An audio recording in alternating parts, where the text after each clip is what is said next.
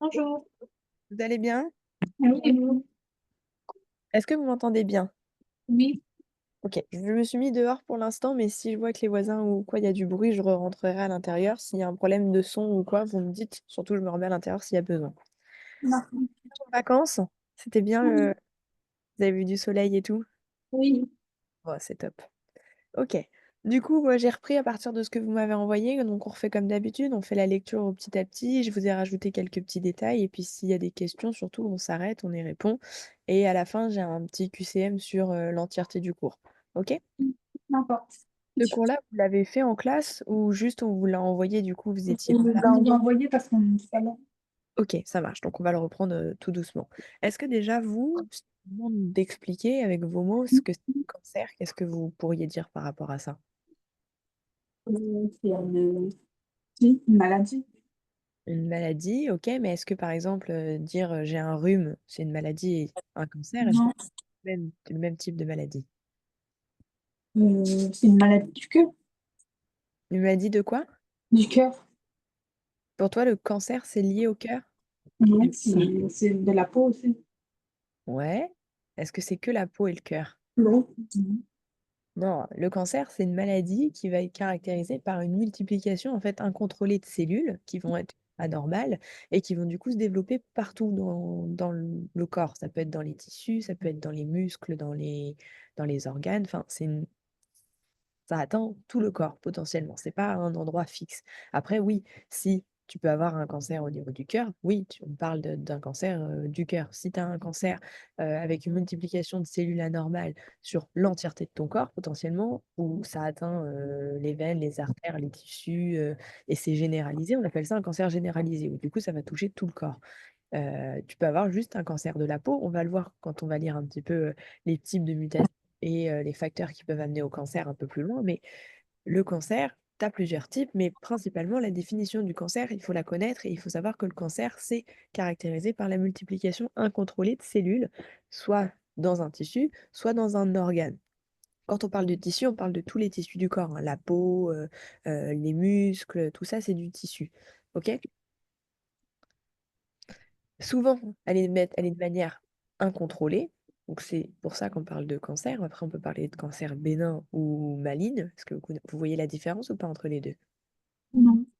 Le cancer bénin, ça veut dire que tu vas avoir un cancer, mais les cellules, elles sont certes anormales, mais elles ne sont pas pathologiques. Pathologiques, ça veut dire qu'elles ne vont pas vous apporter de défaillance sur votre corps. Ok, si on s'est traité à temps et qu'on l'enlève, il n'y a pas de risque pour votre santé plus tard. Par contre, si c'est malin, un cancer malin, on a des cancers qui sont beaucoup plus compliqués à traiter, où là, il faut de la chimio, des médicaments particuliers, et potentiellement, c'est beaucoup plus dangereux pour la vie plus tard. Donc, bien faire la différence entre cancer bénin et cancer malin, mais dans tous les cas, quand on parle de cancer, on est sur une multiplication incontrôlée de cellules. D'accord? Oui. Aussi, le cancer, cette multiplication, elle peut être amenée avec les dérèglements du cycle cellulaire. Donc, qu'est-ce que vous vous souvenez sur un petit peu le cycle cellulaire? Comment est-ce qu'on sait qu'il y a un dérèglement? C'est quoi qui cause le dérèglement d'un cycle cellulaire? On en avait discuté précédemment sur les autres chapitres. Est-ce que vous vous souvenez? Non. Le dérèglement cellulaire, il est lié au fait qu'il y ait une mutation génétique. Quand on mute un allèle, quand on a une mutation génétique, on a un dérèglement du cycle cellulaire. Au lieu d'avoir les bons adénines, thymines, etc., qui se lient ensemble, on a un dérèglement du cycle cellulaire parce qu'on a une mutation génétique sur cet allèle-là. D'accord? Mhm. Donc ça, c'est l'explication globale, on va dire, on ne rentre pas dans le détail, sur le cancer. Ensuite, il y a deux facteurs qui vont être amenés, on appelle ça des facteurs génétiques du cancer. Et là, je pense que vous allez devoir vous en souvenir. On parle de mutation héréditaire ou de mutation acquise. Comment on pourrait appeler autrement une mutation héréditaire? Germinal. Germinale. Et donc une mutation acquise. Euh, La germinale, c'est quoi? pardon, quoi? Le... Oh, c'est l'autre. Si on n'est pas sur une mutation héréditaire. Donc vous avez dit mutation héréditaire, on est sur une mutation germinale. Très bien. L'autre qu'on a appris aussi, mais du coup qui n'est pas héréditaire, mais qui est acquise. Comment elle s'appelle? Qui n'est pas liée à un facteur sexuel, autrement dit. Non, c'est tout. Somatique. Vous en souvenez, celle-ci? Oui. Ok. Donc, pour les facteurs génétiques du cancer, on a les deux types. On a le facteur germinal et le facteur somatique. Autrement dit, on les appelle mutation héréditaire et mutation acquise. Acquise pour somatique, héréditaire pour germinal. Pour la première, pour reparler des mutations héréditaires, c'est celles qui, principalement, donc elles sont présentes dès la naissance. Ce caractère héréditaire, ça veut dire c'est bien de la descendance au-dessus, donc c'est présent dès la naissance. Et c'est présent parce que ça a été transmis par les parents, caractère héréditaire, soit de la mère, soit du père, soit des deux. Les facteurs génétiques, euh, pour ce qui est du caractère héréditaire, c'est entre 5 et 10% des cancers. Ce pas les plus communs, mais pour ce qui est des facteurs héréditaires, on a entre 5 et 10%. Vous avez un exemple de gène, le gène BRCA1 et BRCA2, qui sont justement des gènes présents chez les humains et chez les animaux et qui peuvent impacter le cancer. Je l'explique un petit peu, c'est l'exemple de votre cours, mais c'est des gènes qui ont une enfin, qui sont là pour réparer l'ADN qui va avoir été impacté par la modification du cycle cellulaire. Autrement dit, il me semble, je ne vais pas vous dire de bêtises à 100%, mais le gène classique, il s'appelle le BRCA, tout court, et quand il subit une mutation, il est amené à réparation par les allèles mutés du BRCA1 et BRCA2. Est-ce que vous avez compris ce que j'ai dit ou pas? Oui, Sûr? oui. Ok, donc ces gènes-là, le BRCA1 et BRCA2, quand eux, ils vont être mutés, ça va devenir des allèles qu'on appelle des allèles prédisposés au cancer, et notamment le cancer du sein. Le BRCA1 et BRCA2, quand vous retrouvez ça dans des cariotypes ou des analyses de séquences alléliques, etc., potentiellement, la personne qui a ces gènes-là peut être amenée à une prédisposition sur le cancer du sein. D'accord? On appelle ça une mutation pathogène. Pathogène, c'est donc quand l'allèle, il est quoi? Mm. Si on parle d'un pathogène, qu'est-ce que c'est un pathogène pour vous?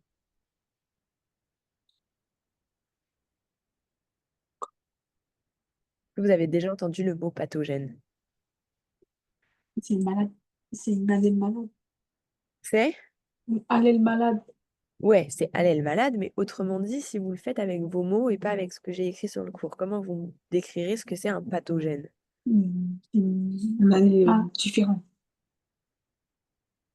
Voilà. Différent, mais différent pourquoi? Parce que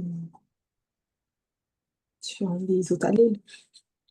Ouais, mais est-ce qu'il est différent en mode, bah, par exemple, vous, vous êtes brune, moi je suis blonde, on a un allèle qui est différent, mais du coup, mon allèle ou votre allèle, il est pathogène ou pas? Non. Non. Qu'est-ce qu'on dirait Non. du coup, d'un allèle pathogène? Anormal. Ouais, ça se rapproche. En fait, un pathogène, c'est pour faire grossièrement, c'est pas la globalité de la chose qu'il faut retenir, mais pathogène, c'est lié à une maladie, lié à une défaillance de quelque chose, une dégénération de quelque chose. Typiquement, un virus, c'est un pathogène. Une bactérie, c'est un pathogène. Le cancer, c'est un pathogène. C'est des éléments qui vont euh, dégrader, on va dire, l'allèle ou enfin, qui va impacter la santé. Donc, quand vous avez votre mutation. On est muté pourquoi? Parce qu'on a la mutation d'un agent pathogène, qu'on avait appelé l'allèle malade, et l'allèle malade, c'est lui qui va dominer. Dans le cas de BRCA1 et BRCA2, si vous avez une personne qui possède ces allèles-là, ils sont dominants. Ça veut dire que une seule copie de cet allèle-là peut transmettre à la descendance l'allèle malade, et donc cette personne-là sera automatiquement soit porteur asymptomatique, soit porteur, enfin pas porteur mais malade, mais il aura cet allèle-là qui sera dominant. Mhm. Ok? L'allèle Oui. pathogène, dans le cas du BRCA1, c'est l'allèle qui est dominant. Mhm. D'accord? Oui. Pour en venir à la conclusion de ce que je viens de dire, si vous avez une femme, donc là, j'ai repris le cas qu'il y avait dans votre cours, le cas exemple, si vous avez une femme qui est porteuse de deux allèles, donc deux allèles qu'on va dire à prédisposition, donc c'est-à-dire elle a et le BRCA1 et le BRCA2, on sait que dans tous les cas, elle a les 2 allèles qui sont à la prédisposition du cancer. Ces 2 allèles, ils sont mutés, ça veut dire que, grossièrement, elle a 99 de chances d'avoir le cancer. Donc on sait qu'elle a ces 2 allèles-là, donc elle a des risques très, très élevés de développer un cancer et c'est pour ça que potentiellement quand vous allez voir un médecin et tout, on vous demande de temps en temps: «Est-ce qu'il y a des cancers dans la famille? Est-ce que des il y a des pathologies, des maladies particulières à mettre en avant?» parce que c'est des choses qu'on peut détecter en amont. Ce qui Si on sait que l'un de vos parents a, un cancer du sein ou a un cancer quelconque, et qu'on sait c'est par rapport à quel allèle qui a été muté qui vous a amené le cancer, on peut faire des détections précoces chez vous pour éviter de enfin, ou pour le prévenir ou pour le prendre en charge à temps. OK? Oui, Est-ce que sur cette partie-là, c'est bien compris? oui. OK. Ensuite, on a donc la deuxième mutation qu'on appelle mutation acquise ou autrement aussi somatique. Comment vous pouvez me rappeler, enfin, par rapport à la mutation héréditaire, c'est quoi la différence avec somatique? Héréditaire, c'est transmis des hérité des parents, alors que somatique, c'est pas hérité des parents. Ouais, donc comment est-ce que je pourrais attraper, ça de manière, si on parle en mutation somatique? Mmh. Avec le temps, quand Comment tu pourrais qualifier ça un peu mieux?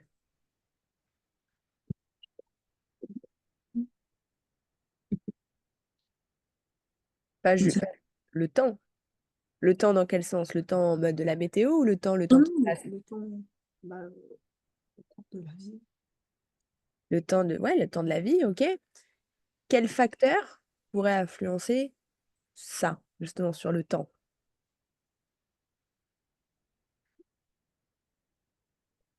Mmh, Est-ce que vous savez ou pas? non. Donc la mutation acquise ou somatique, effectivement, c'est sur le temps qui va passer, c'est en fait, c'est mutation acquise, comme son nom l'indique, c'est tu vas acquérir quelque chose.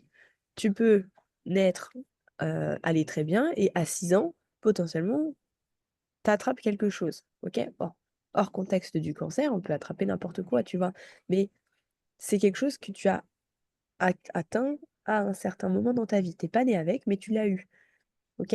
Potentiellement, tu vois, avec bon, on sait pas, encore actuellement, mais tous les gens qui fument la cigarette électronique, par exemple, bah, ça fait que quelques années que c'est développé. On sait pas sur quelqu'un qui fume la cigarette électronique pendant 50 ans, quels vont être les impacts plus tard sur sa santé, à lui et à son entourage. On n'a pas encore assez de recul par rapport à ça, mais typiquement, la cigarette électronique peut être un facteur qui va déclencher une mutation, une mutation acquise. C'est que au fur et à mesure du temps, bah, il s'est développé ça et ça a posé des soucis sur le corps. OK? C'est le fait d'acquérir quelque chose. Donc ça peut être un environnement extérieur, comme je dis, la cigarette, ça peut être juste le vieillissement. Avec l'âge, les organes et le corps, ils fonctionnent moins bien, donc il peut y avoir des défaillances et donc créer des cancers. Le mode de vie, l'alimentation, comme je vous ai dit, la cigarette et cetera et l'environnement. Quelqu'un qui va vivre, par exemple, dans la campagne et quelqu'un qui va vivre, en plein centre de Paris où il y a, tous les embouteillages, toute la pollution, et cetera. Bah, en théorie, d'après les études qui ont été révélées, la personne qui vit à la campagne, elle a moins de risques de cancer qu'une personne qui va vivre, dans la pollution. OK? Mmh. Donc faut bien comprendre ça, la différence entre l'héréditaire, vous l'avez bien compris, ça descend des parents et la mutation somatique, la mutation acquise qui vient des facteurs extérieurs. Le vieillissement, l'environnement, le mode de vie, l'alimentation et cetera. D'accord? Pas de questions là-dessus? Non. OK. Pareil, j'ai repris par rapport à votre cours, vous avez l'exemple du gène P53. Le P53, c'est une protéine de base, mais c'est aussi un gène et le gène, on appelle un gène suppresseur de tumeur. Est-ce que vous avez déjà entendu ce mot-là? Suppresseur de Non. tu Non. Est-ce que vous auriez une idée de quoi ça pourrait servir? Mmh. Pas de souci. Est-ce que vous avez déjà entendu le mot antidépresseur ou antisuppresseur ou des choses comme ça? Oui, Est-ce que vous savez à quoi ça sert? pas trop. Un antidépresseur ou des choses comme ça, c'est là pour diminuer, on va dire, le stress ou enfin diminuer quelque chose sur sur le traitement qui est donné. Ici, un gène suppresseur de tumeur, c'est un petit peu la même chose. C'est un gène qui va être, en règle générale, il est normal, mais il est là pour ralentir la croissance de la division cellulaire. Autrement dit, il est là pour ralentir le fait que potentiellement il puisse y avoir une mutation, une future mutation. Donc, tout le monde a ce gène-là, mais il peut aussi y avoir des mutations et créer un petit peu des changements du coup sur la réaction que tu peux avoir avec ce gène-là. Donc, si le gène P53 il fonctionne mal, forcément l'accélération, il va y avoir une accélération de la division cellulaire et potentiellement il peut y avoir des erreurs et donc des mutations génétiques à ce moment-là. L'ADN il peut être copié ou répliqué d'une certaine manière qui n'est pas la bonne et donc les cellules elles vont plus bien fonctionner et pareil aussi le gène, il a son rôle de ralentisseur de la croissance, mais il a aussi un rôle dans le sens où il peut dicter au corps à quel moment il va falloir que cette cellule-là, elle meure. Cette cellule-là, elle commence à être potentiellement cancérigène, hop, on la fait mourir, on l'élimine. Et s'il y a un défaut sur ce gène P53, bah, vous n'allez pas pouvoir, enfin, le corps, il va pas dire, bah, cette cellule-là ou ce brin d'ADN-là, il est bizarre, on le détruit, on le reformule, on le recrée. S'il y a un défaut, ça crée un défaut et du coup, bah, c'est un peu compliqué pour la suite. Chez les humains, ce gène-là, il est présent en un seul exemplaire. Donc c'est pour ça que c'est important qu'il n'y ait pas de défaut sur ce gène. S'il y a un défaut sur ce gène-là, potentiellement, il va y avoir des défauts sur d'autres choses et des cancers qui vont pouvoir être mis en avant ou d'autres maladies qui vont pouvoir être plus récurrentes. D'accord? Pas de questions là-dessus pour l'instant? C'est bon? Ok. Comme je vous en ai parlé un petit peu aussi juste avant, ce gène-là, c'est aussi une protéine. Enfin, c'est pas dans le sens où c'est pas lui la protéine, mais c'est lui qui va produire une protéine qui s'appelle aussi la P53. Et le rôle de cette protéine, est-ce que vous vous souvenez un petit peu? Il me semble qu'on en avait parlé un petit peu des protéines. Quel est le rôle d'une protéine? Euh, transmettre de l'énergie. J'ai pas entendu, pardon. Transmettre de l'énergie. Ouais, mais est-ce que ça fait que ça, une protéine? Euh, Protéines, ça a plein de rôles différents, mais principalement, si on se concentre juste sur la protéine d'aujourd'hui, euh, la protéine, elle est là pour transmettre, pour communiquer, on va dire, un peu avec le corps. Et donc ici, votre protéine, elle va détecter la mutation de l'ADN, c'est-à-dire qu'elle va voir où est-ce qu'il y a notre mutation, où est-ce que le gène ou où est-ce que la brin d'ADN est impacté, et elle va réactiver le mécanisme pour qu'il y ait une réplication d'ADN, un changement et une réparation. Ce qui fait qu'on en revient à la même chose. Si votre gène de base, il est défectueux, la protéine ne peut pas être créée, donc la détection de la mutation ne peut pas être détectée, donc la mutation n'est pas réparée, et donc vous pouvez être malade. OK? Donc le gène P53, il a aussi une protéine qui a un rôle pour la détection de la mutation d'ADN. D'accord? Une fois qu'elle a détecté le brin d'ADN qui doit être, enfin qui vient d'être muté et qui doit être régénéré, on va dire, elle interrompt le cycle cellulaire. Qu'est-ce que ça veut dire, elle interrompt le cycle cellulaire? Est-ce que vous savez? Stop. Ouais. Vous vous souvenez des codons stop? Oui. Lesquels? Euh, UAA, non, Ouais, AUG, ouais. UGA. Très bien, parfait. C'est bien, vous en êtes bien souvenu, je suis contente. Mhm. Donc, potentiellement, au moment de la mutation, elle va lancer le signal d'alerte comme quoi il faut arrêter la division cellulaire, va se produire le codon stop, et à partir de là, il va y avoir une régénération, une réparation de cette mutation, et donc une synthèse de l'ARN messager qui va être amenée à prendre un peu d'évolution grâce à la protéine P53. D'accord? Mhm. C'est bien compris pour ça? Mhm. Ok. Une fois qu'il y a eu ce début de synthèse de l'ARN, à nouveau, donc pour la réparation, il y a aussi d'autres choses qui vont s'activer.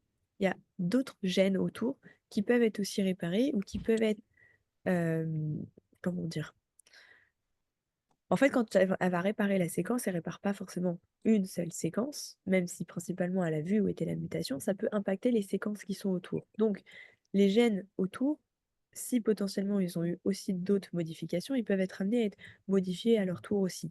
Mais tout ça, ça reste de manière localisée. C'est pas tous les gènes dans tout le corps qui vont changer, ça reste localisé autour de cette zone-là. Et principalement, ça se déroule dans le noyau. OK? Mm. Tout ça, pour conclure, en gros, ça permet donc la synthèse des enzymes. Ça va être là pour corriger les erreurs dans un brin d'ADN. OK? Est-ce que vous avez bien compris tout ça? Comment? Est-ce que vous avez bien compris tout ça? Oui. J'ai repris pareil la dernière fois ici plus ou moins un exemple de votre cours, mais à un moment, il parlait de l'éléphant. L'éléphant, c'est un animal qui développe très peu de cancer. Et pourquoi est-ce qu'il développe très peu de cancer? Parce qu'il a 20 copies. Il a 20 copies. Il est mignon, ton petit frère. Il a 20 copies du gène P53. Donc, combien il en a, l'humain? On l'a dit tout à l'heure. Vous en souvenez ou pas? Comment? L'humain, il a combien de gènes P53? Euh, Merci. Je l'ai dit tout à l'heure et je vous ai dit, c'est important de bien le savoir. Oui. C'est que L'humain, il a un gène. Vous l'avez noté ici. Où est-ce que c'est? Je vous l'ai noté. Voilà, il est présent chez tous les humains, mais en un seul exemplaire. En un seul exemplaire, et je vous ai dit, c'est important que ce gène-là, il n'ait pas d'anomalie parce qu'il n'y en a qu'un. S'il n'y en a qu'un et que ce gène-là, il est anormal, bah, tout le reste, ça va être anormal derrière. Alors que, du coup, enfin, alors que non, s'il est anormal, il y a plus de facteurs, enfin, tu as plus de risques d'être malade, d'avoir des cancers ou d'autres choses. L'éléphant, lui, c'est un animal qui est très peu malade, enfin très peu malade, qui nous développe beaucoup moins de cancer. Et l'explication de pourquoi est-ce qu'il développe moins de cancer, c'est que lui, il n'a pas qu'une seule copie du gène P53, il en a 20. C'est-à-dire qu'il a 20 chances de pouvoir avoir une réparation de son ADN, que les- le gène ne soit pas impacté. Si, imaginons, il y a un problème sur 3 gènes, bah, il lui en reste quand même 17 à côté. Donc, il y a beaucoup plus de protection et donc il y a beaucoup moins de mutations sur ces gènes-là. D'accord? Ok. Vous vous souvenez juste avant, quand on a parlé des mutations héréditaires, je vous ai dit qu'il y avait combien de mutations héréditaires en pourcentage? À combien est évalué le pourcentage d'une mutation héréditaire? 33, non? Combien? 33. 30. Non, non. On est entre 5 et 10%. Une mutation héréditaire, on est entre 5 et 10%. Donc c'est quand même élevé, mais ça reste assez faible. Par contre, la mutation somatique, la mutation acquise, on est autour de 50% du cancer humain. Dans plus de 50% des cas de cancer recensés, on est sur des cancers humains dans le sens où ça a été développé au cours de la vie. OK? Et au cours de la vie, suite à l'impact du gène P53 qui a été muté. D'accord? Oui. Si on fait un résumé, essayez de me résumer le rôle du gène P53. Qu'est-ce qui se passe s'il y a un problème? Qu'est-ce qui se passe s'il n'y a pas de problème? Essayez de me refaire un petit résumé. Il détecte la mutation. OK. Ensuite, Euh, il interrompt les cellules. il interrompt la mutation, enfin il interrompt le cycle cellulaire, pas la cellule, le cycle cellulaire. Pour quoi faire? Pour les activer. Pas pour activer, pour réparer. OK. Ensuite, Euh, ils, ils activent d'autres gènes. D'autres gènes. ouais. Qu'est-ce qui se passe d'autre? Il permet la synthèse d'enzymes capables de corriger des erreurs dans l'ADN. Ouais, mais là tu relis le cours. Moi je voulais que tu me répètes avec tes mots, avec ta compréhension à toi. Moi, le Avec cours, en plus, je sais pas si vous avez remarqué, mais quand je fais mon cours, je lis pas forcément mot pour mot ce que j'ai écrit, mais je m'appuie de ça pour reformuler des phrases. Donc, essayez de me reformuler soit avec ce que j'ai dit, soit pareil en vous appuyant de ce que j'ai écrit parce que c'est à partir de ça que je vous refais le cours, mais d'essayer avec vos mots pour que vous compreniez vraiment bien. Ouais, corriger la mutation, OK? les mutations. Oui, dans l'ensemble, c'est totalement ça. Est-ce que maintenant tu peux me donner l'exemple ou m'expliquer ce qui se passe si je développe un cancer malgré que mon P53 enfin, si je développe un cancer, qu'est-ce qui se passe sur le gène? Bah, oui, parce que, il est touché parce qu'il y a qu'un gène. OK, ouais, effectivement. Et donc qu'est-ce que ça va causer? Le cancer, OK. Et si on pousse un peu plus loin l'explication, j'ai un cancer, mais si moi je suis le patient et que vous, vous êtes le médecin et vous m'expliquez pourquoi est-ce que j'ai un cancer? Qu'est-ce qui s'est passé pour que là j'ai le cancer? Bah, ça peut être, soit héréditaire ou soit somatique. OK. On est dans le cas où maintenant on sait qu'on a fait des tests, on sait que c'est pas héréditaire, on sait que c'est somatique. Qu'est-ce qui s'est Mmh. passé? Bah, c'est à cause de soit l'environnement, ou le mode de vie ou des facteurs, extérieurs. De facteurs extérieurs, très bien, ce que tu as dit aussi c'était bon. OK, maintenant on a fait les tests et on a relevé que c'était dû au gène P53. Mmh. Expliquez-moi maintenant à partir de ça, pourquoi est-ce que j'ai le cancer et quel est le lien avec le gène P53? Mmh.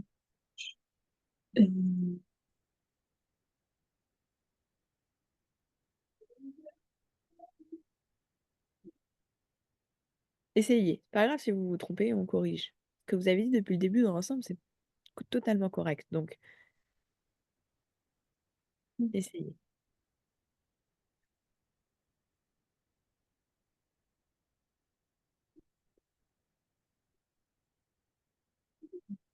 la protéine, elle détecte la mutation et du coup, ch Ah, c'est le gène qui détecte la oui, mutation. oui, Et le gène qui produit une protéine mmh. P53 qui, elle, à la suite, va aller détecter la mutation à son tour, mais pour l'activer.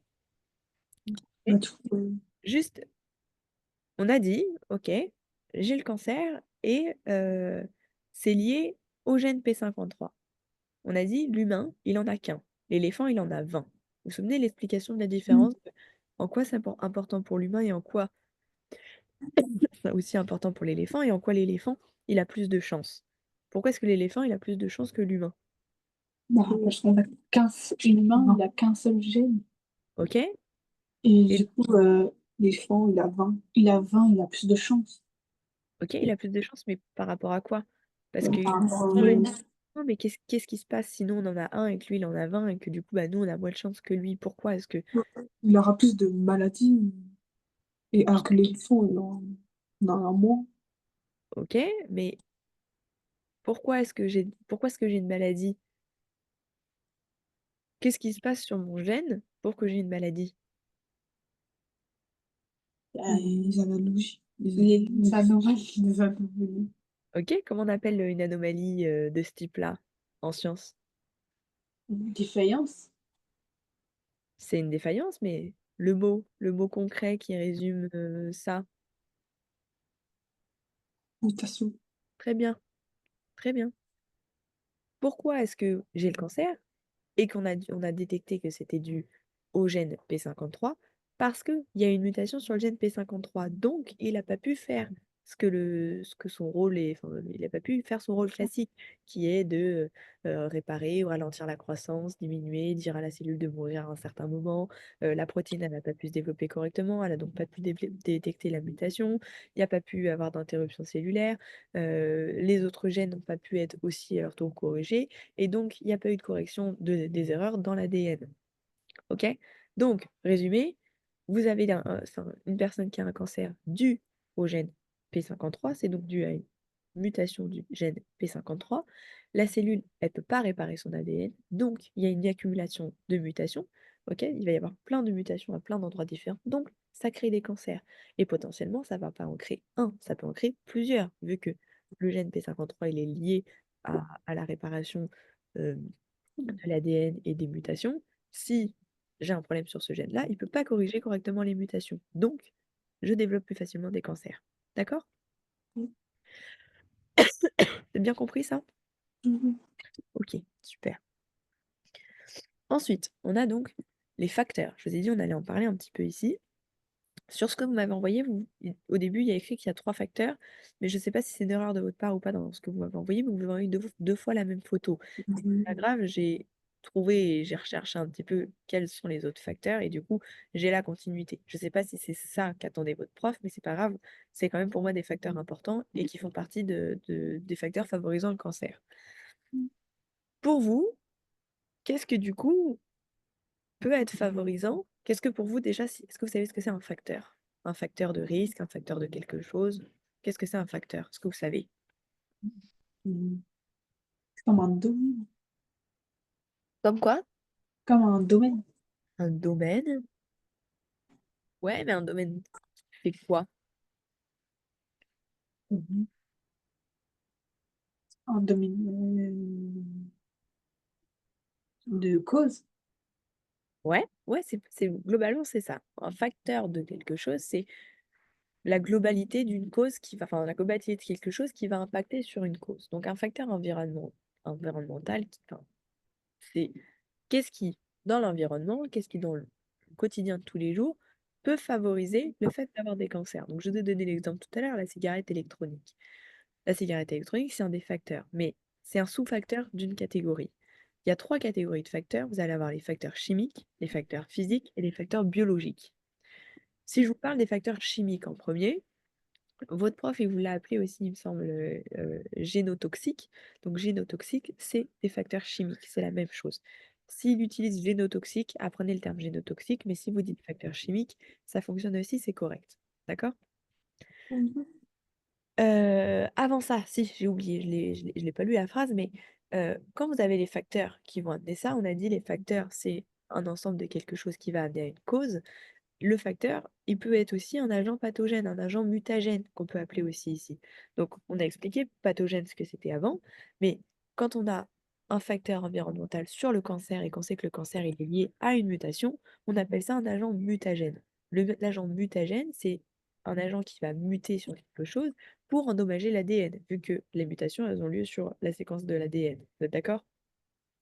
Mmh. Donc, l'agent mutagène, il mute, il endommage l'ADN et donc ça va caractériser plus d'apparition de mutations cancérigènes.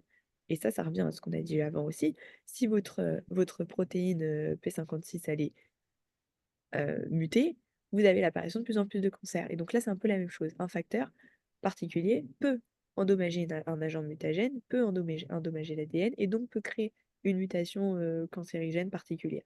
D'accord? Mmh mh. OK. Si on se repenche du coup bien sur les facteurs, on a dit 3 facteurs, chimiques, physiques et biologiques. Les chimiques, quel exemple vous pourriez me donner? Est-ce que vous connaissez des facteurs chimiques possibles? Heu, Sans regarder forcément ce que j'ai écrit. À quoi ça vous ferait penser? Parce que là, c'est que quelques exemples, hein, mais il y en a plein, plein, plein. le gaz, Ouais. Qu'est-ce que vous pourriez avoir d'autre?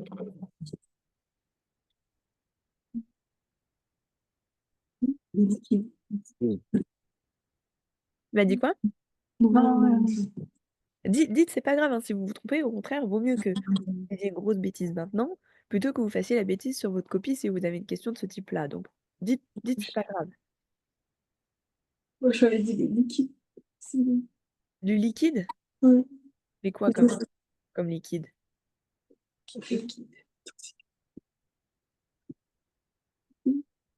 C'est pas faux ce que tu dis, mais il faut que tu précises quel type de liquide. Parce que si Liquide c'est chimique. de l'eau, c'est pas toxique. Non. OK. Si on veut parler de liquide, par exemple, tu peux prendre l'exemple du pétrole. Le pétrole, l'essence, c'est liquide. C'est un facteur potentiellement chimique ou si je pense que si tu respires, de l'essence toute la journée pendant plusieurs années en étant au-dessus de ton bac, à de pétrole, potentiellement, tu vas, à mon avis, développer des cancers de quelque chose. On ne sait pas de quoi, hein, ou si c'est pas des cancers, ça sera autre chose. Mais effectivement, le cet aspect-là est aussi mis en avant. Les facteurs chimiques que j'ai relevés avec, votre cours, vous avez la cigarette électronique ou la cigarette Mmh. tout court, hein, les métaux lourds, les composés organiques volatiles, donc ça en fait partie, hein, le pétrole, tous les gaz anesthésiants et tout ça, c'est des facteurs chimiques, c'est des choses qui, potentiellement, sur la durée, peuvent impacter et créer des cancers. OK? Par exemple, la cigarette, sans lire forcément ce que j'ai écrit, pour vous, quel serait l'impact cancérigène que la cigarette pourrait avoir? Bah, il brûle les organes. Ouais, mais est-ce que Mmh. la cigarette, ça va brûler, le côlon, les intestins ou une autre partie d'un organe? Les poumons. Ouais, les poumons principalement. On Mmh. respire on respire par les poumons. D'habitude, on respire du bon air. La cigarette, on sait que c'est pas très bon pour la santé, hein. Mmh. Enfin, je sais pas si vous avez déjà vu, des vidéos où ils mettent les cigarettes dans un pot en verre Mmh. avec, des cotons dedans et Mmh. je sais pas si vous avez déjà vu cette vidéo, c'est impressionnant de voir comment est-ce que les cotons, au bout de la, je sais pas, 6e cigarette, ils sont déjà jaunes. Donc potentiellement, nos poumons, si on fume, bah, ils sont dégoûtants, OK? Donc effectivement, d'avoir une répétition d'accumulation de cigarettes, donc de substances nocifs, de peut-être pas dire toxiques, mais nocifs, peut entraîner des problèmes aux poumons. Des cancers du poumon ou principalement, je ne sais pas si vous avez déjà vu ou si vous connaissez des personnes qui fument beaucoup, ça peut donner les dents jaunes, ça peut, leur causer de la toux ou ça peut changer leur voix aussi ou, les gros fumeurs, ils ont du mal à faire des activités physiques après derrière. Donc c'est que vraiment on a un impact sur le poumon, une inflammation qu'on peut appeler une inflammation chronique des bronches. L'inflammation, c'est caractérisé par plein de choses, hein. Ça peut être une vasodilatation, c'est-à-dire une augmentation du vaisseau, une vasoconstriction, ça peut être un rétrécissement, d'un vaisseau ou après on n'est pas forcément obligé de parler de vaisseau, mais juste le poumon, il peut avoir une collapse, c'est-à-dire il va se refermer un peu sur lui. Donc au lieu d'avoir de l'air qui passe correctement, bah, l'air il peut être obstrué ou au lieu d'avoir la capacité entière du poumon, on se retrouve à avoir beaucoup moins d'espace pour respirer et ça peut entraîner beaucoup de problèmes derrière. Mais donc principalement, la cigarette, ça se respire, donc on peut avoir des inflammations chroniques des bronches. On appelle ça des bronchites chroniques. OK? On n'est pas dans juste: «J'ai une inflammation, j'ai un rhume, je tousse un petit peu, j'ai du mal à respirer» et on a une bronchite à ce moment-là, mais c'est passager et ça passe. Mais la bronchite chronique, c'est-à-dire que les gens, peu importe ce qu'ils font, avec médicaments ou non, leur état de santé, il sera comme ça, d'accord? Ça, c'est un des impacts que peut avoir la cigarette. La cigarette électronique, comme je vous ai dit, on ne sait pas trop, pour l'instant, bah, les conséquences que ça peut avoir, mais on sait que ce qu'il y a dans les cigarettes électroniques, il y a du plomb, il y a du nickel, il y a du chrome, c'est des métaux lourds qui sont dangereux pour la santé et donc potentiellement, bah, c'est très toxique, mais pour l'instant, il y a pas de ravage sur le corps. En tout cas, ça n'a pas été vraiment encore relevé, mais on sait que ça va potentiellement créer ou ça va créer des cancers par la suite. OK? Mmh. Tout ça, ça va, créer, comme on l'a dit, des inflammations. Les inflammations, je vous ai expliqué un petit peu, rapidement avec des mots un peu particuliers, vous êtes pas obligés de les retenir, ce que ça pouvait être une inflammation. Mais l'inflammation, en quoi est-ce qu'elle va être dangereuse dans le cas des facteurs, chimiques? C'est que ça va être l'inflammation, c'est une destruction d'une partie, d'un organe, enfin de quelque chose, OK? Ça tu un comment on pourrait expliquer? Vous voyez, si vous avez un bouton de moustique, vous vous grattez, vous vous grattez, vous vous grattez, vous vous grattez. Au bout d'un moment, des fois, vous vous grattez tellement que ça vous tire un peu la Ở peau nhà hạnh phúc, nhà mà không bật đèn tô chắc luôn à, từ sáng đến tối luôn à. et ça fait un aspect un peu Không bật rouge, đèn. d'accord? Donc Vous cette pouvez partie répéter s'il vous plaît? ah, Enfin, j'ai quand vous avez un bouton de moustique, par exemple, oui. et vous grattez très fort, des fois, vous pouvez tellement gratter que vous retirez la peau un peu et après Mmh. vous êtes rouge et ça peut piquer un peu. Donc c'est ce qu'on appelle un peu une inflammation. C'est quand vous faites ça sur votre bouton de moustique, vous enlevez un peu la peau, OK? Vous enlevez l'épithélium de la peau. Dans le corps, si on parle de cancer et donc d'inflammation d'une région particulière, c'est dû à un déséquilibre qu'on appelle le déséquilibre de la microbiote. La microbiote, c'est une barrière en fait de protection sur votre corps. Imaginez le jour où vous mangez quelque chose de pas très bon, où vous êtes un peu malade, potentiellement vous avez la diarrhée. La diarrhée, c'est le phénomène qui montre qu'il y a un déséquilibre de la microbiote intestinale, par exemple. Et pour remédier à ça, on va donner certains médicaments, des protecteurs un peu de l'intestin et tout ça pour régulariser ça. Donc, si vous avez une inflammation chronique, ça veut dire que chronique, c'est à répétition, c'est tout le temps, c'est pas un petit peu, c'est ça vient tout le temps, il n'y a pas forcément de traitement, mais c'est répétitif. Qui dit inflammation chronique dit potentiellement déséquilibre de la microbiote assez régulièrement.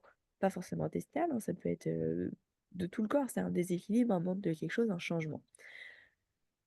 Ce déséquilibre-là, ça si on garde l'exemple du bouton de moustique, c'est ça où dans le sens où vous allez vous gratter, vous allez retirer votre peau elle va être plus fine, vous allez être amené à avoir potentiellement plus de bactéries qui peuvent rentrer dans votre bouton de moustique à ce moment-là.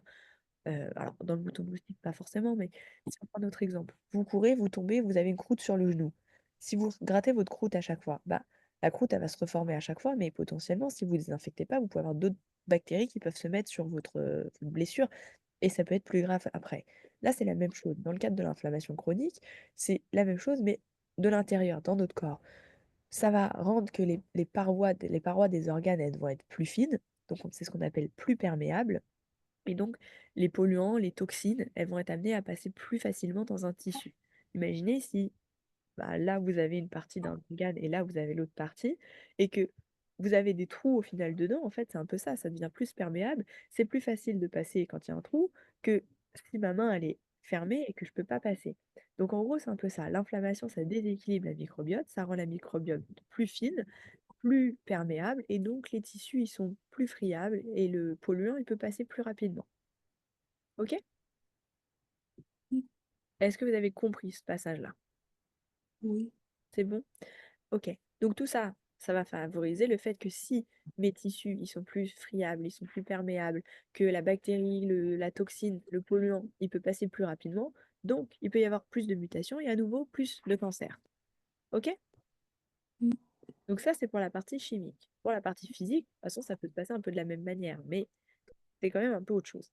Physique, à quoi est-ce que ça pourrait vous référer? Ce que vous voyez. Corps. Un facteur Ah. physique. Qu'est-ce que vous connaissez comme facteur physique?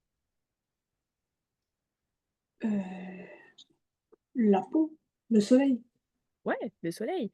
Les UV, donc ce qu'on appelle les rayons UV, le soleil, les lampes UV et tout ça. Vous allez avoir Mm. les rayons X et l'amiante. Mm. Il y en a d'autres encore, hein, mais j'ai repris ceux de votre cours. Les rayons UV, ça va faire quoi? L'UV, c'est quoi? Ah, c'est un rayonnement. Ouais. Mais les UV, Ah, les UV. les UV, Ça vient, c'est des rayonnements du soleil. très bien. Les UV, c'est les rayons du soleil. Un prolongement, enfin comment je pourrais dire ça? Si vous vous mettez pendant 5 heures au soleil sans crème solaire, qu'est-ce qui va se passer sur votre peau? On avait déjà eu cette discussion, vous, a priori, vous n'avez pas le cas. Mais si moi, personnellement, je me mets 5 heures au soleil sans crème solaire, moi, j'attrape un coup de soleil, je deviens toute rouge. Ok? Un coup de soleil sur un coup de soleil, sur un autre coup de soleil, sur un coup de soleil, ça peut être très grave pour la santé. Ok? Donc, c'est pour ça qu'il faut se protéger la peau. Et la crème solaire, elle est là pour protéger justement des rayons UV mauvais pour la santé. Et si on ne se protège pas assez bien contre ça, on peut avoir des cancers de la peau, ce qu'on va appeler des cancers cutanés. Ok? Donc, facteur physique, dans les rayons UV, dans les rayons X, etc., vous avez la possibilité d'attraper des cancers particuliers par rapport à ça. Rayons UV, cancer cutané. Les rayons X, vous savez ce que c'est les rayons X? Euh, oui. Quand vous Non. allez Quand vous allez faire des radios, par exemple, la Ah oui. radio, c'est un rayon X. C'est pour ça que vous faites votre radio, vous êtes dans la salle de radio, mais le radiologue, il va derrière une vitre particulière où il s'habille d'une manière particulière pour lui se protéger contre les rayons X. Les rayons X, c'est différent des rayons UV, ça impacte pas la peau, ça va passer en profondeur. Ça va passer en profondeur dans le sens où ça va aller impacter directement dans le corps. Les rayons X, ils vont casser les brins d'ADN, ils vont endommager les cellules qui sont présentes dans le corps. C'est comme si vous preniez un laser, les lasers très puissants, et que quand vous passez un laser sur quelque chose, imaginez cet objet-là, il disparaît parce que le laser est tellement puissant. Bah, le rayon X, c'est la même chose. C'est un laser invisible un peu qui passe et qui détruit ce qu'il a sur son chemin. Ça va causer des dommages sur l'ADN. L'ADN, il est mal réparé et ça amène principalement, en général, ça peut amener à des leucémies. Les leucémies, c'est des cancers dus à des cellules sanguines. Il y a des malformations sur les globules rouges, les globules blancs, etc. Ou alors, ça peut aussi causer des cancers de la thyroïde. Les cancers de la thyroïde, c'est enfin, une hormone qui est là, l'hormone thyroïdienne. Ou sinon, on peut avoir des problèmes cérébraux, osseux, etc. Mais ça, c'est des infos que je vous ai rajoutées en plus, juste pour vous donner ces infos.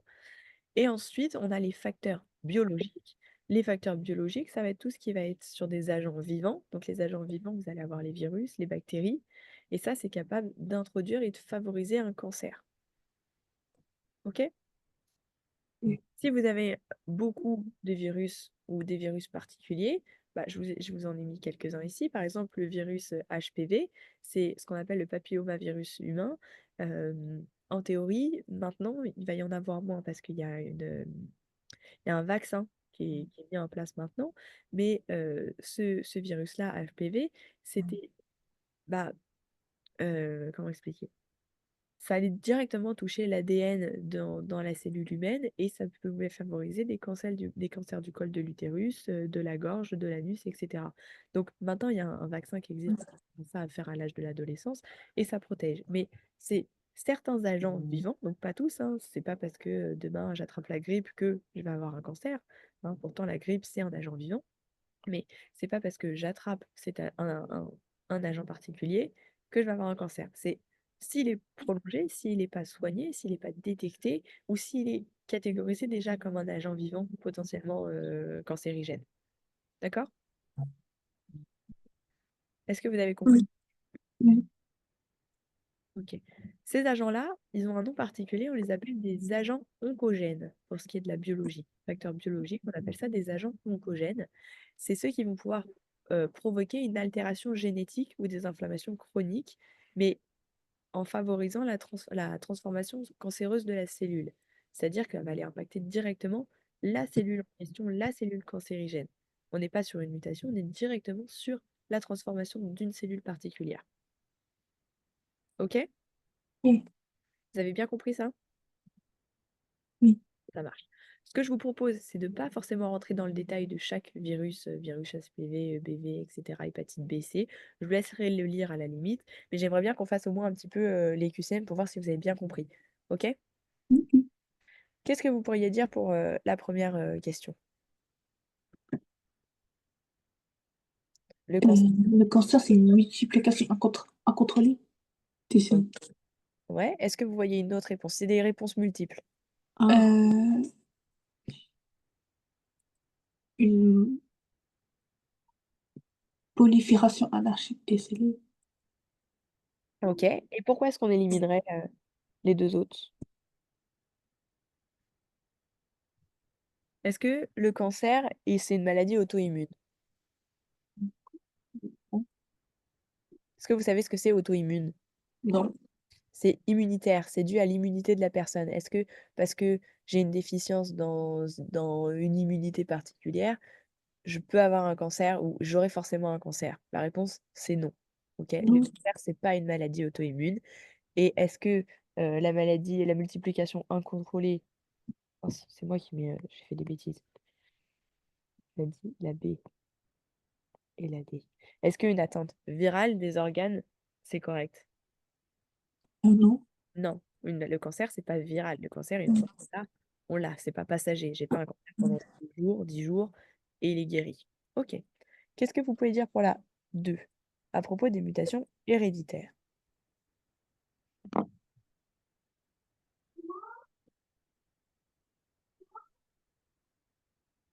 Elles sont présentes dès la naissance.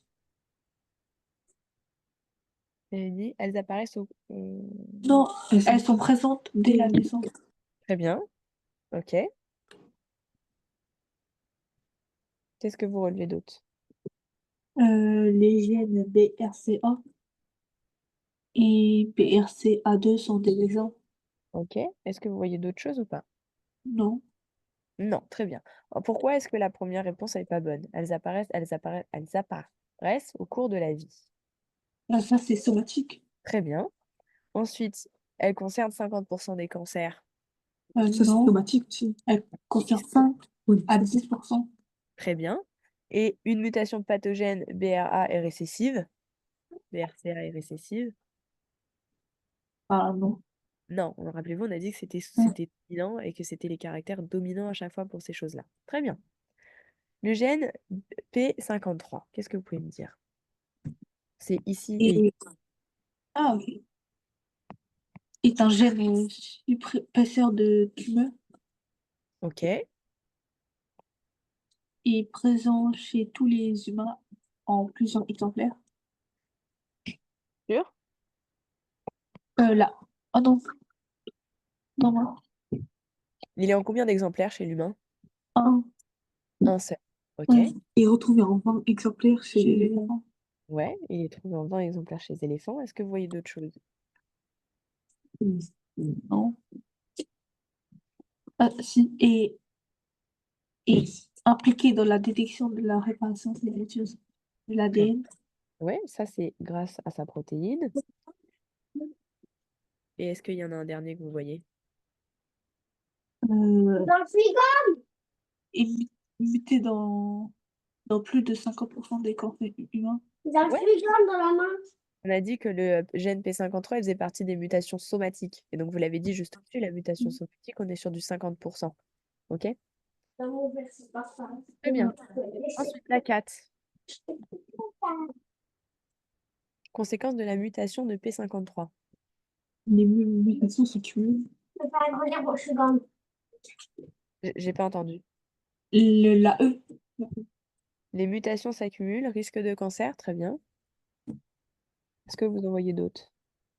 Euh, L'ADN n'est plus réparé correctement.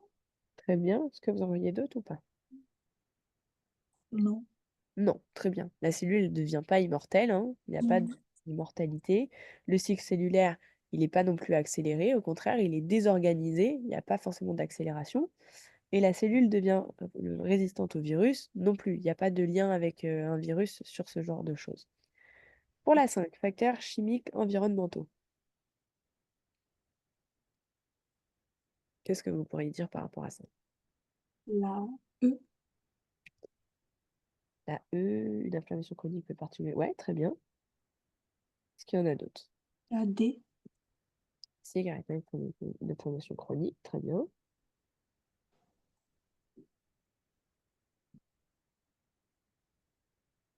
La B. Ouais, le chrome, le plomb, le nickel sont des génoxydes. Là, vous vous souvenez, génotoxique, qu'est-ce que j'ai dit que c'était? L'autre mot qui correspond à ça? Euh, on ne sait plus. Facteur chimique. Ah oui. Ok, c'est important parce qu'il me semble que dans votre cours, le prof, il a écrit génotoxique et pas facteur chimique. Donc, c'est quand même important de bien savoir ce que c'est. Ok. Effectivement, les métaux lourds ne sont sans effet dans les cellules humaines, c'est faux. Les métaux lourds, ils sont très toxiques. Ça fait partie de ce qu'il y a dans la cigarette électronique. Et les COV sont inoffensifs pour l'ADN. Ça aussi, c'est faux. Les COV, c'est les liquides toxiques, un peu, enfin, l'air toxique et tout ça. Donc, c'est toxique, c'est pas inoffensif. Ok, l'inflammation chronique peut,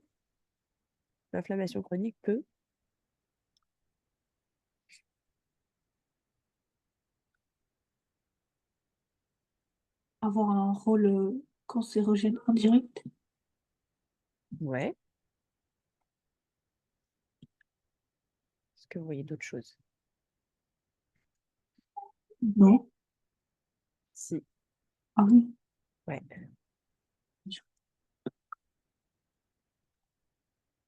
On est d'accord que la A, c'est non. Protéger contre les mutations, ça ne protège pas du tout contre les mutations. Au contraire, ça va favoriser les mutations d'avoir une inflammation chronique. Ensuite, la B, rendre des barrières intestinales plus perméables. Oui ou non? Oui. Oui, c'est l'histoire que je vous ai racontée avec maman. Alors, c'était peut-être pas Mm. mes exemples, mais c'est ça. Il y a une inflammation chronique. C'est plus fin, c'est plus perméable, ça peut passer. Favoriser l'entrée de polluants dans les tissus. Oui ou non? Si Non. ma- Bah si ma membrane, elle est plus perméable, c'est-à-dire plus fine, plus friable, bah, ça peut rentrer plus vite. C'est comme si vous prenez, imaginez, vous avez déjà été à la piscine, vous voyez les bonnets de piscine? Si vous prenez un bonnet de piscine en caoutchouc, bah, et que vous mettez de l'eau dedans, l'eau elle va pas passer. Par contre, si vous prenez un bonnet de piscine en tissu, vous allez lever, l'eau elle va passer à travers le tissu. C'est un peu la même chose ici. S'il y a pas d'inflammation, vous avez un bonnet de plastique en caoutchouc, ça passe pas. S'il y a de l'inflammation, c'est beaucoup plus fin, donc ça peut passer à travers. Je sais pas si c'est le meilleur exemple, mais vous avez compris ou pas? Oui. OK. Et donc effectivement, renforcer l'immunité durablement, ça non, ça renforce pas du tout l'immunité. Oui. OK. Ce que je vous propose, parce que j'ai un autre cours juste après vous, il faut pas que je sois en retard non plus, c'est de lire et d'essayer de la faire la 7, 8, 9 tout seul. Surtout que sur la fin, c'est des questions sur ce que je vous ai pas lu et je vous ai dit: «Essayez de le lire vous-même pour en prendre Oui. connaissance» et on peut corriger ça la prochaine fois. Ça vous va? OK, d'accord. Est-ce que vous avez des questions? Vous avez bien compris le cours d'aujourd'hui, ça va? Oui. Ça marche. On s'arrête là pour aujourd'hui. Au revoir. Je vous souhaite une bonne journée. Au revoir. Merci.